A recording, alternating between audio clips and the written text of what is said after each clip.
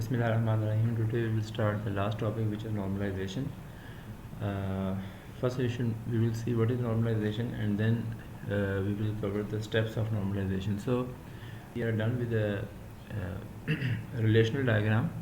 That is, we have converted our ERD into a relation diagram. It doesn't ensures that all the relations in the diagram are well structured.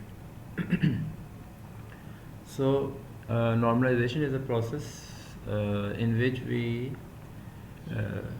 perform certain steps or checks to see whether each and every relation in the relation diagram is well structured or not, and if it is not well structured, we perform certain steps to convert the relation into a well structured relation. There are two cases in which we perform normalization. First case is the one that I have just told you. The second case is while reverse engineering an old system. Let's say you are not designing a new system, but you are asked to improve or redesign an old legacy system. So it means that a system already exists. There are certain tables in the database. So to ensure that all the tables or all the relations in the existing design are well structured, you will perform the normalization steps, and after performing the normalization steps, you will end up with another design in which all the relations in the relation diagram will be well structured.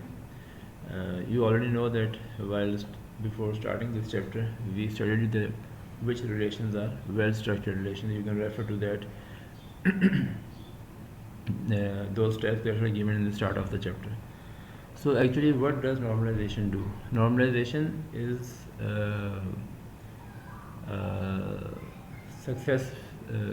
step by step removing anomalies from relations, and as a result we have smaller well structured relations. Basically it means that on each relation we figure out that if there is any anomaly in a relation, and if there is an anomaly, we remove that anomaly by breaking that relation into smaller relations that are well structured. What do we achieve from normalizations? Or what are the goals of the normalizations? First is we minimize the data redundancy. Data redundancy means repetition or duplication of data. Second is we simplify the referential integrity constraints. It is easier to maintain data. Basically, after normalization, all insert, update and delete operation will not produce any anomaly in the relations. And last one is we have a better logical design. Now the normalization has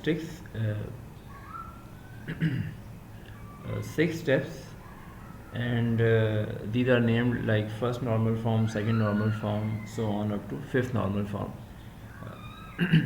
Now first of all, we should know what a normal form is. A normal form is a set of rules between the attributes of a relation, and when we say that the relation is in first normal form, it means that the rules mentioned in the first normal form have been satisfied by the relation. I will only cover from first normal form to third normal form.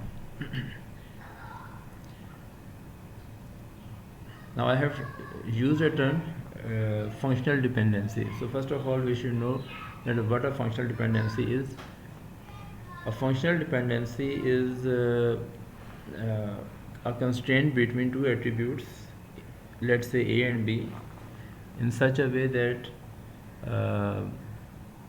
if we change the value of A, it uniquely identifies the value of B.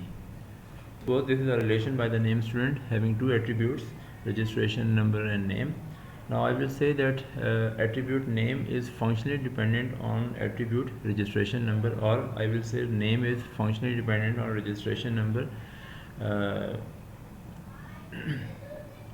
if each registration number uniquely identifies every name, or in other words, if each registration number uniquely identifies each record of a student. So basically when we say each registration number uniquely identifies, it basically means that whenever we uh, change the registration number, we will get a unique record of a different student. Two registration numbers cannot identify to the same record of a student. So let's see an example. Suppose we have a relation by the name student having only two attributes: registration number and name. Now we will say that name is functionally dependent on registration number if each registration number uniquely identifies a different student. Similarly, uh, so it means that whenever we change the registration number, we will get a record of a different student. Two registration number cannot point or cannot refer to the same student in a school or college or university. So that's why a functional dependency is represented by an arrow between the two attributes. The dependent attributes are written on the right side of the arrow, and the attributes on which the dependent attributes depends are written on the left side of the arrows, and these attributes are called determinants. So for this example shows that date completed attribute is functionally dependent on two attributes: employee ID and course title, and employee ID and course title are called determinants. This also shows that an attribute can be dependent on more than one attributes at the same time. Here they have given a few examples. Social security number, it is just like CNIC number in Pakistan. So name, address, birth date, these attributes are functionally dependent on CNIC number. In case of a car, the make, model and color of the car is dependent on vehicle identification number. And in case of books, the book title, its author name, its publisher name, these attributes are dependent on International Standard Book Number, ISBN.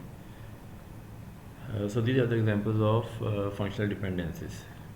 Now there are three types of functional dependencies: full functional dependency, partial functional dependency, and transitive functional dependency. We will see them later in this chapter. Determinant, I have already told you that the attribute on which the other attribute depends is called a determinants. Like in this case, employee ID and course title are determinants, and in these examples, this social security number is a determinant. Similarly, vehicle identification number and ISBN numbers are determinants. Candidate keys. A candidate key is an attribute or a combination of attributes that uniquely identifies a row. A candidate key must satisfy the following two properties. First of all, it should uniquely identify each row in a relation, and second, its value cannot be repeated. We cannot have duplicate values in the candidate key. For example, if it basically means that if registration number is a candidate key in case of university, then each registration number will uniquely identify a different student. And second property of candidate key is we cannot have duplicate values. It means that we cannot assign same registration number to two different or more than two different students. Now, what is the difference between determinant and candidate key? Most of the time, determinants become the candidate key, but it is not the case always. Sometimes determinants are not candidate keys. So basically, normally determinants become the candidate keys, but it is not always the case. In some cases, determinants are not candidate keys. Now here are a few examples of functional dependencies.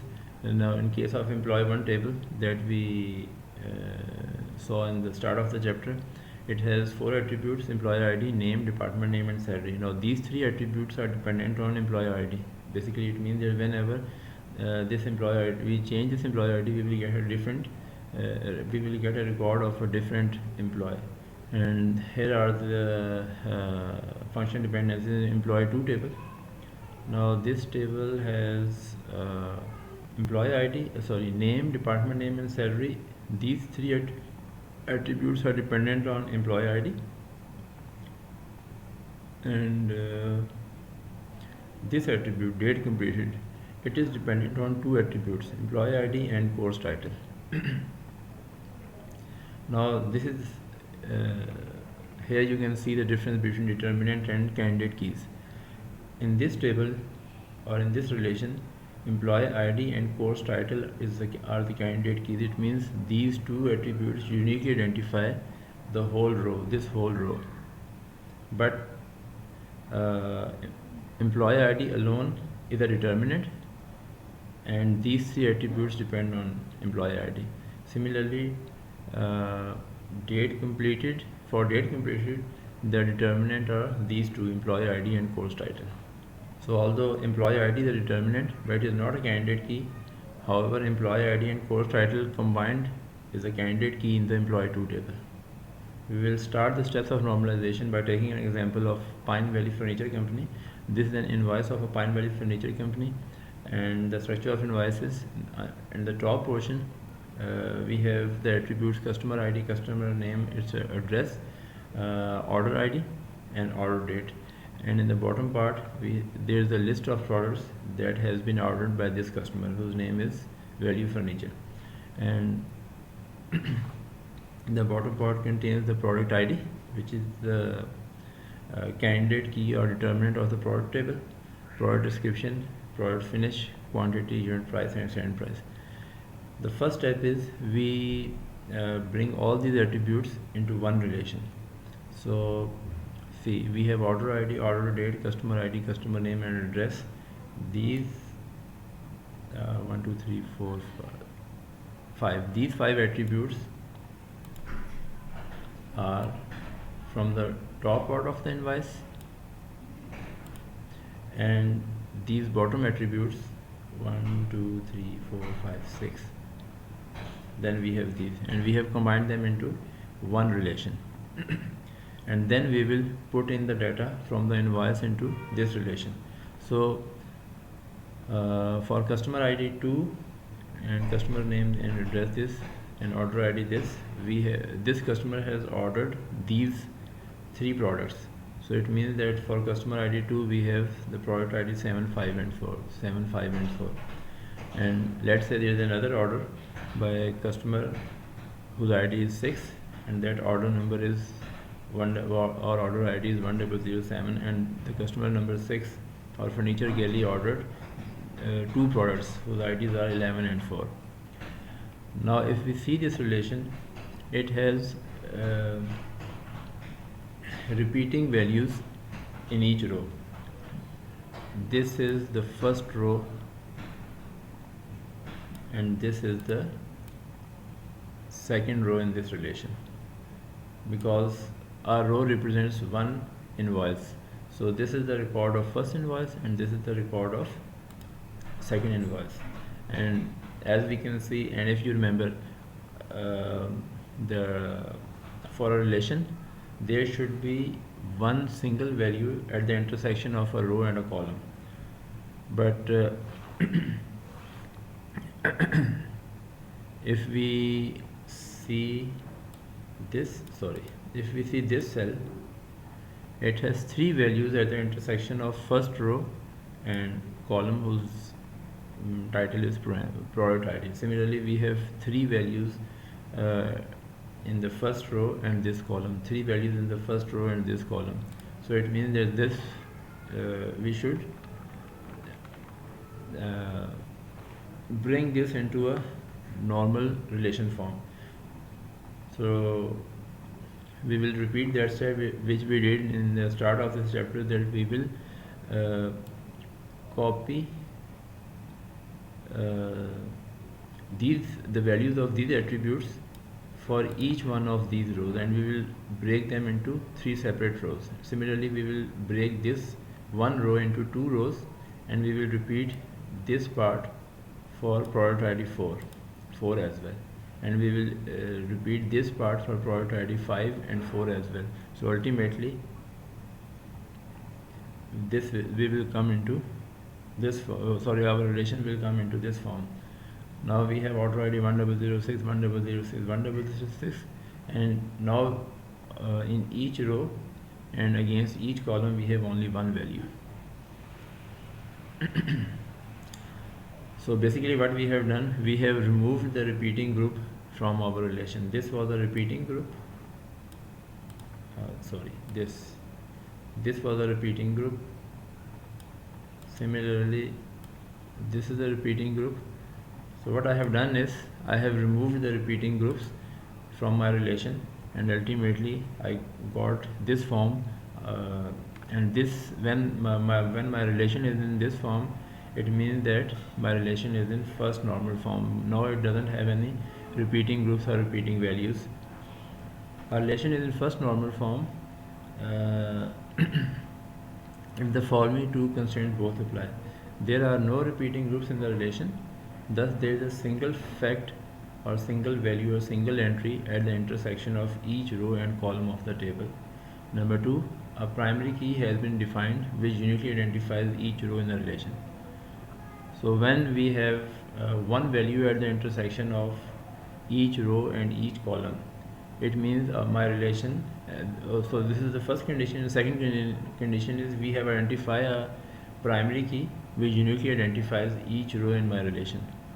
So if after performing these two steps, that I have removed any repeating groups, and now I have only one value at the intersection of each row and column, as in this case, and I have identified my primary key.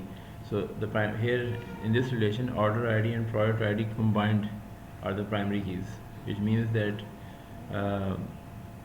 these two attributes, the combination of these two attributes is a primary key. When we say a combination of these two attributes is a primary key, it means their combined values should not repeat. Combined values means order ID 1006 and product ID 7. This combination should not repeat in this table or in this relation again. So because we have done these two steps, it means this relation is in first normal form. Now we will check that do we have any other anomalies in the first normal form? Yes, we have. There are three anomalies: insertion anomaly, deletion anomaly, and update anomaly. But first we will see this dependency diagram in the relation so that we can easily identify these anomalies. Now this relation has these attributes, and we will write only these attributes in a relation diagram, and we will figure out the dependencies inside this relation, dependencies of the attributes inside this relation. So customer name, order date, customer ID, customer name, and customer address. These attributes are dependent on order ID. Customer name and customer address are dependent on customer ID. Product description, product finish, product standard price. These are the attributes of product, so they are dependent on product ID. And ordered quantity is dependent on product ID and order ID. So only this is the full dependency, because full dependency is dependency on the candidate keys or primary keys, or an attribute or a set of attributes that uniquely identify each row in the relation. So there is only one full dependency in this relation. These are partial dependencies. Partial dependency means when an attribute or when one or more attributes depend on one of the attribute of primary keys. Now in this case, the primary key is a combination of order ID and product ID.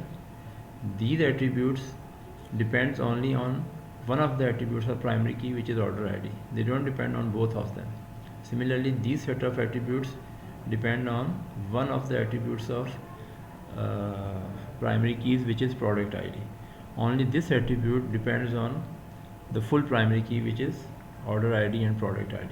So here we have partial dependency. Again, here we have a partial dependency, and here we have full dependency, and here we have transitive dependency. Transitive dependency means some of the attributes depend on an attribute, and that attribute later on depends on one of the primary keys. So when there are some attributes that depend on an attribute and that attribute is not part of the primary key, and that attribute depends on the primary key or one of the attributes of primary key, this case is called transitive dependency. I will again repeat it. Difference between partial dependency and transitive dependency is, in case of partial dependency, the attributes depend on one of the attributes of the primary key. So here these attributes depend on order ID, which is part of the primary key. Similarly, these attributes depend on product ID, which is also part of the primary key. So that is why we call them partial dependencies. But transitive dependency means some attributes depend on another attribute and that attribute is not part of the primary key. So customer ID is not part of the primary key, and these attributes, customer name and address, depend on customer ID. However, customer ID depends on order ID, which is part of the primary key. So this dependency of these attributes on a on an attribute which is not part of the primary key is called transitive dependency. So in this relation we have all three types of dependencies: full dependency, partial dependency, and transitive dependency. Full dependency means an attribute depends on all the attributes of the primary key. Now there are three anomalies in this relation. First one is insertion anomaly. Insertion anomaly will occur. Let's say in this relation I want to add a new product to my product line. I cannot add a new product unless I put the order information as well in the relation. Reason being, product ID and order ID are part of the primary keys. So whenever I have to enter a record in this relation, I have to enter the order ID as well as the product ID. I cannot enter product ID alone in this relation. So it means that I cannot add a new product unless it is ordered. So this is an insertion anomaly. It will give another example. If a customer calls and requests another product, he added to his order ID, a new row must be inserted. And the second case is this one. Like if a customer orders two products, this part has to be repeated again for each customer. This part. It means that if a customer orders more than one product, the same customer record has to be repeated as many times as the number of products he has ordered. And this is also an anomaly, because whenever you have because of this we have duplication of data in these three columns of the relation. And whenever we have duplicate values, there is always a chance of error. And for example, while typing this row, let's say I make a typo error in value furniture. I simply write V furniture. Now here customer ID 2 refers to value furniture, and here customer ID 2 refers to V furniture. Similarly, if I change the address here, now then there will be an ambiguity. Here customer ID 2, suppose here customer ID 2 refers to Plano TX, and let's say here customer ID 2 and you write the address California CA. Now the question is, which one of these two is correct, this one or this one? There is an anomaly here. So whenever you have duplicate values, there is always a chance of anomaly in a relation.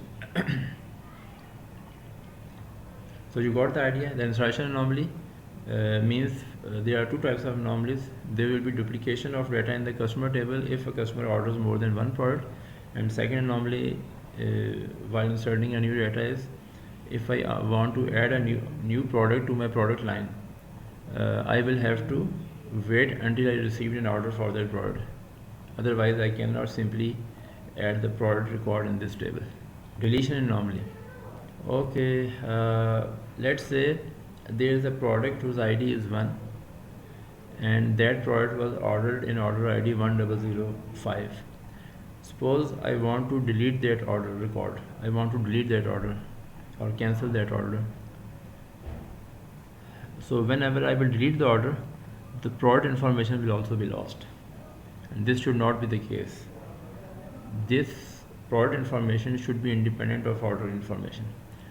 Similarly, if I delete an order, the customer information in that order will also be lost. This should also be not be the case, because the customer information should be independent of the order information. So this is why it's saying that there is a deletion anomaly. Similarly, if I want to delete a product record, all the orders that we have received and furnished for that product will also be deleted. ये बिल्कुल ऐसे है कि हमारे पास एक product था, अब हम उसमें डील करना नहीं चाहते, हम उसका रिकॉर्ड डिलीट करते हैं, तो आज से पहले जितने उसके ऑर्डर्स आए हुए थे वो तमाम ऑर्डर के रिकॉर्ड भी डिलीट हो जाएंगे. ऐसा नहीं होना चाहिए. Update anomaly. Yes, update anomaly. There are many update anomalies. Suppose I want to change the product price. Now, just as an example, let's say they want to change the product ID 4 to 750. So it means I have to make this change in multiple rows of the table. This is also wrong. Because the data is being duplicated.